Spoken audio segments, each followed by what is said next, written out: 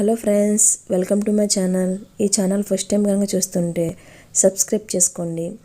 ఈరోజు నేను వచ్చి రాజ్మా కర్రీ అనేది ప్రిపేర్ చేశాను. ఈ రాజ్మాలు అనేవి షుగర్కి చాలా మంచిది.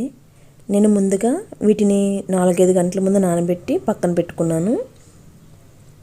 అవి నానిన తర్వాత శుభ్రంగా కడిగి ఇలా కుక్కర్ తీసుకుని కుక్కర్లో యాడ్ చేసుకుని ఈ రాజ్మాలన్నీ మునిగేంత వరకు వాటర్ అనేది యాడ్ చేసుకున్నాను. దీంట్లో 1 టీ స్పూన్ అల్లం వెల్లుల్లి పేస్ట్ అనేది యాడ్ చేసుకుని 2 దాల్చిన చెక్కలు అనేవి యాడ్ చేశాను. 3 యాలకులు, 4 లవంగాలు, 1 టీ స్పూన్ సాల్ట్ అనేది యాడ్ చేసి కుక్కర్కి మూత పెట్టి ఒక 4 నుంచి 5 విజిల్స్ అనేవి వేయించుకుంటే సరిపోద్ది.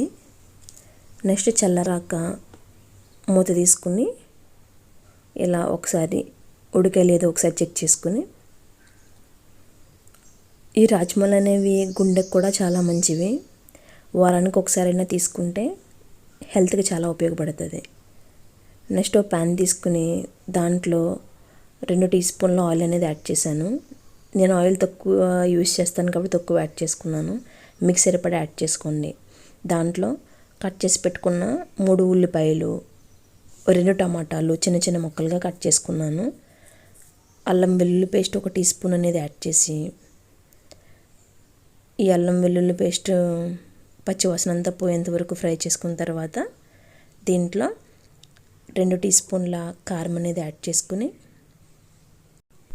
పసుపు 1/2 టీ స్పూన్ యాడ్ చేసుకుని, కారం ఆల్రెడీ రాజ్మాలో యాడ్ చేసుకున్నాం కదా, దీంట్లో ఈ పేస్ట్కి తగ్గట్టు యాడ్ చేసుకోండి.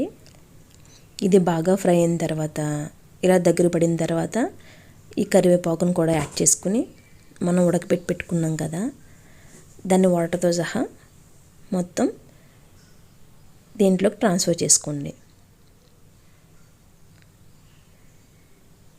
ఇలా కాసేపు మొత్తం కలుపుకున్న తర్వాత ఒక చిన్న గ్లాసు వాటర్ అనేది యాడ్ చేసి garam masala 1 teaspoon add చేసి మూత పెట్టి కాసేపు మగ్గనివ్వాలి.